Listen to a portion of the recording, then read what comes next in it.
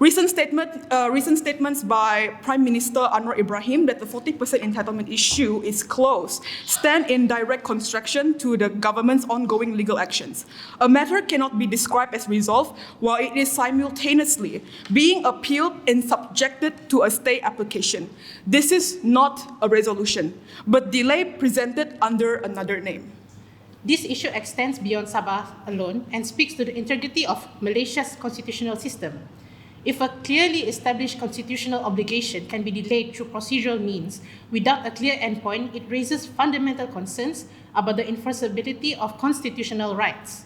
A constitution retains its meaning only when its provisions are respected in practice, not treated as optional commitments. However, due process must not be used in a way that undermines timely compliance with constitutional obligations or weakens public confidence in institutional accountability. We call upon all members of parliament, senators, and state assembly persons from Sabah to take a principled and public stand on this matter.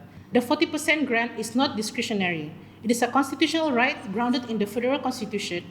Upholding it is not a matter of political convenience, but of legal and moral responsibilities. We would like to say that this is a matter for all Malaysians. It's not just for even the Sabahans, MPs, and Aduns. Everyone should take a united stand on this. It's regardless of race, politics, political parties, or anywhere you're from. This is something that's constitutional, and every MPs, every Aduns, we are sworn under oath, and you are supposed to abide under the federal constitution and also Sabah constitution. Now, this is not just a right guaranteed under MA63, it's a guaranteed right under federal constitution. Therefore, all of us, I believe, would agree that all MPs, all Aduns, every aspiring politicians or veterans should and must follow the federal constitution and give what is ours, what is Sabahans, guaranteed rights under the federal constitution. And after a long fight, judgment has been granted. And it's very clear, timeline has been provided, 90 days and under 80 days.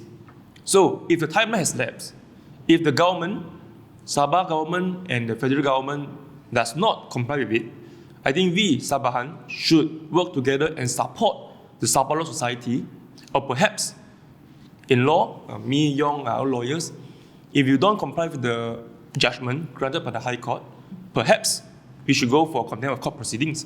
It's not a matter of dignity for the Sabahan people, but also it's an economic necessity as well for Sabah. If we are to progress, we are to develop, the 40% is very crucial in ensuring that we have the financial latitude to continue developing the state of Sabah. Sabah cannot be developed the same way Kuala Lumpur or Selangor or Negeri Sembilan. Sabah is very wide, it requires more resources, it requires more attention, and the 40% allows us that ability to address very key and fundamental issues that still continues to plague Sabah since 63 itself. At the same time, it also must be addressed because it is to preserve the sanctity of the national parliament. If the parliament and government of the day is unable to uphold the constitution, then it is a government that does not respect its own rule of law. Hence, the federal government must respect not just for the sake of Sabah, but for the sake and integrity of the federation as well. It's very important for us young leaders to unite, and not everything has to be about politics. A lot of times, it's also about our own development to take care of our future generation and for the future of Sabah. So today, we would like to stand united, all local parties and all NGOs, youths around the Sabah, to ask for federal government to respect our constitutional rights. But for the coming PRU, so I think it's the real fight among local parties and against the federal. Whether our local parties can unite for this time round, whether we can unite and make our voice bigger for this time round so our voice can be heard in the federal, in the parliament. So I think for the PRN, of course, we just among Sabah, we can fight. But for this coming PRU, I think it's time perhaps for local parties with the same agenda, with the same purpose, want to fight 40%, we should unite for this time round. And that to enable our voice can be heard there. So as far as we are concerned, yes, we understand the existing bureaucracy, the existing political system and ecosystem in Malaysia politics, not just Sabah. You know, we will somehow or rather be somewhat restrained with our voices, with what we can say. However, if we don't start to try to at least take the first step to try to unite Sabahans, at least from the youth first, then we can't see any changes if we don't even try. We have seen in the last election what happens if everyone's fighting each other. And I've been maintaining this in a lot of my statements.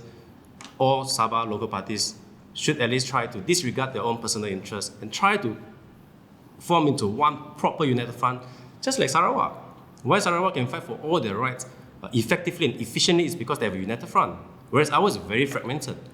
And if the youth, perhaps maybe, I don't know whether I can say this, but if the youth here can show that we can let go of our political differences and fight for what is right for Sabah together, then perhaps maybe the veterans and the experienced ones should take cognizance and do it. It's not like it's never done before. Walaupun kita semua ni datang daripada pelbagai parti, daripada NGO juga, when it comes to election, we have to understand semua orang pun, whatever ideologi yang diorang ada dalam parti tu ataupun manifesto, kalau kita pergi masuk parlimen nanti, we have to understand that we are Sabahan first.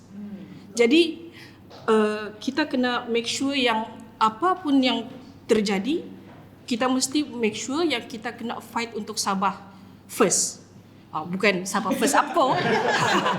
Kita kena utamakan Sabah dulu. I have to make it clear. Kita kena utamakan Sabah dulu. And I think it's time to call for the veterans in the parties, in the political parties, to give these people chance untuk serve the nation pula.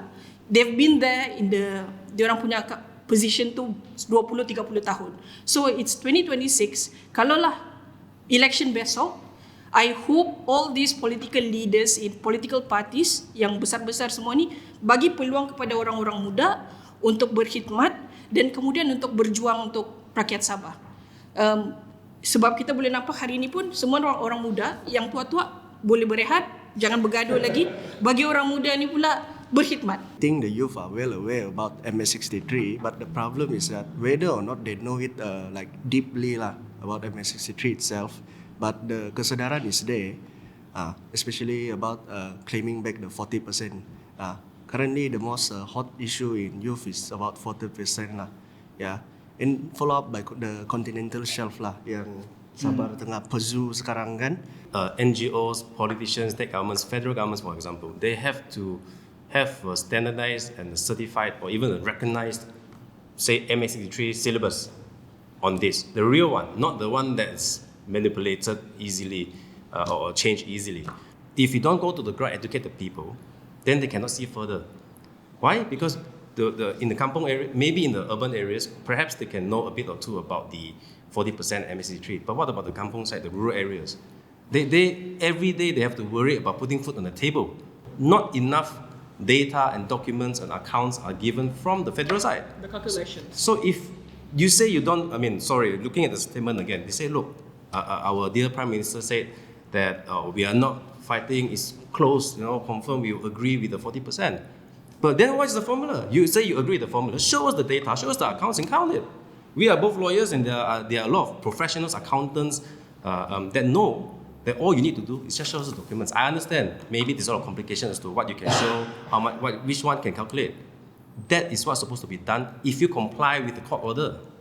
The 90 days, not even the 180 days, the first 90 days first. Then the remaining 90 days for you to come up with the calculations. But why until now you cannot come up with a figure? Secondly, why apply for stay? If you truly respect the 40% constitutional rights of Sabah, you shouldn't even apply stay in the first place. So as far as I'm concerned, many public don't know they don't even know what is stay.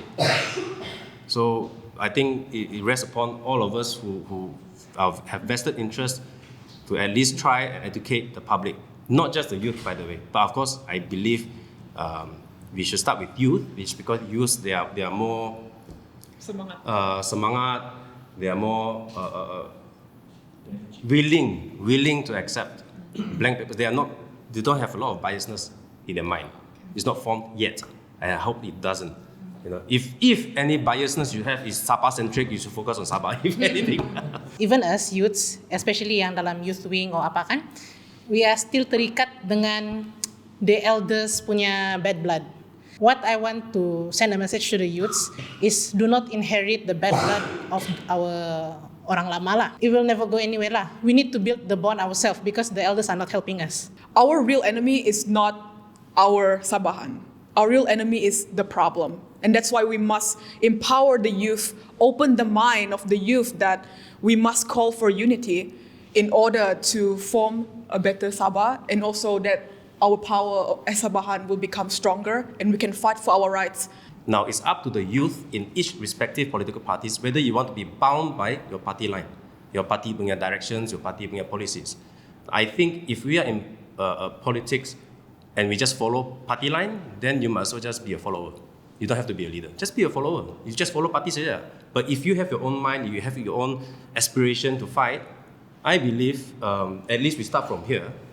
And even though, for example, dia dari warisan, APCO, we can still fight on the same issues, albeit we're from different stand. For example, of course, SPP kami dia ada, adun ke atau MP. But if you were in there also, then whether or not in the government opposition, but you fight on the same issue, at least you can reach a consensus if you start from here.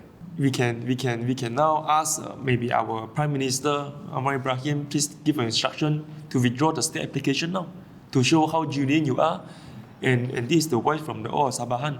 Perhaps West Malaysian politicians or MPs or aduns alike, they will say, we are not doing very well in Malaysia, so we don't want to confirm the figure and then we have to pay you. Look, what we're saying is, Sabahans, yes, we want the money, yes, we want the figure, we want the data, but at least we confirm the figure first. How we want to settle the money is a different issue. First, decide the quantum, how much, then only we decide how we want to pay. But why you don't dare to give us the data, to give us the figure? Because you takut mau bayar. Jangan takut mau bayar. Doesn't want to pay, tidak mau bayar.